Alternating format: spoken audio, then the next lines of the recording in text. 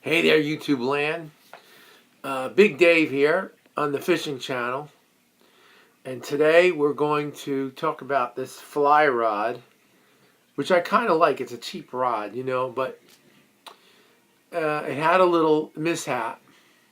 So it has a double crack in it. I'm kind of opening it up here so you can see it. And I don't want to throw it out, so I'm going to do a quick fix here. And I thought we would just do that for a few minutes. So the first thing I'm going to do on this one is I had to go look in the junk drawer and find, I got a little piece of aluminum stock, which was from, as far as I know, it was from a door lock. It was one of those pieces that goes in the door lock so that when it turns, and you can change the piece out if you need it to be longer or shorter. So I think that's what it is. It's really light. And I've tried wrapping and gluing rods before, and they didn't work out, So I'm going to put a splint on this rod, and we'll just try it out for a little bit and see, because I'm mostly catching like crappies and occasional bass and some trout here and there. So you can see right there what the crack is. There it is. There's two cracks. All right, so anyway, so I just have some clear acrylic nail polish. Like, this is new. This, you got to kind of get this new, because what happens is it gets gummy. So I'm going to get some of this down in there, both sides. And I want it to go into those cracks. I'm going to get some more here. I don't care if there's a little extra in there, It's okay. I just opened up the crack a little more. You might have heard it. Because I really want to get some of this in there.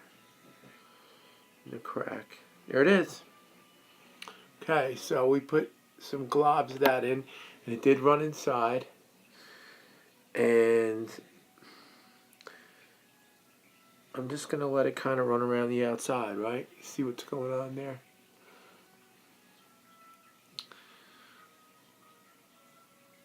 Okay, so now the next thing I'm going to do is, I don't want to take my glass off because I don't see close really well when I'm doing this. So here's our crack again. I just put the stuff in. And I know how it opens. It's bending down that way. So what I'm going to do is I'm going to take this piece of aluminum stock and put it right on top of where the crack is opening. But I don't want it to block the guides either, So I'm going to put this up here. This is my aluminum stock. And it's kind of sticking to the rod a little bit, right now. Okay, which is good. And it feels like it's in a good place. I want to get it a little above and a little below. And then I'm just going to take a small piece of transparent tape.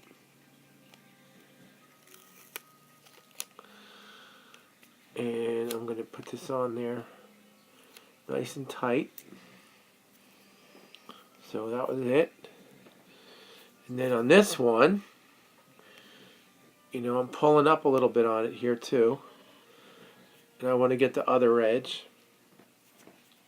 So I'll get another piece of transparent tape. And I'm going to start like down on the blank a bit. It's not really a blank, it's already a rod, but I need this to be kind of tight. So I'm going to pull this nice and tight. And now I have it in two places. It's pretty good, right?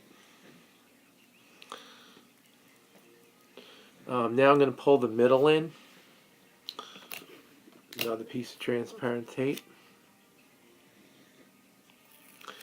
And I'm going to really push on that middle. Okay, so I've got that. Feels pretty snug. That's what I have so far. And the guides are underneath, and this is kind of like a little bit off to the side on the top. So it's not really going to affect the guides for now. And again, like I said, what option do I have? You know, I mean, I could throw the rod out. But, I mean, the rod, I like this rod, and it works. So, oh, look, now I can see again. So, in less than just a few minutes, we got this crack splinted, and there's plenty of acrylic in there. Now I'm just going to take some blue tape, because the blue tape comes off easy later. And then I'll decide later if I want to rewrap it with something after it dries. But I want this to be really nice and tight so that it sets up. And after it dries, I might even try just fishing with it like this. This tape weighs nothing. So we just put some of this blue tape nice and tight, wrap it around it. And I'm going around and making small overlapping wraps to make it nice and snug here.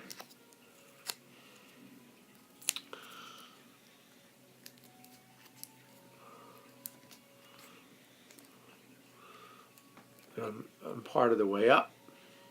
And this is pretty snug on here. And I don't know, like, you know, blue tape. I use blue tape for all kinds of stuff. And it's not waterproof, but it has its purpose in life. I'm going to start off where I left off here. Just get this, I want this to be as snug as possible, and the wraps are kind of close. So we're going to come around again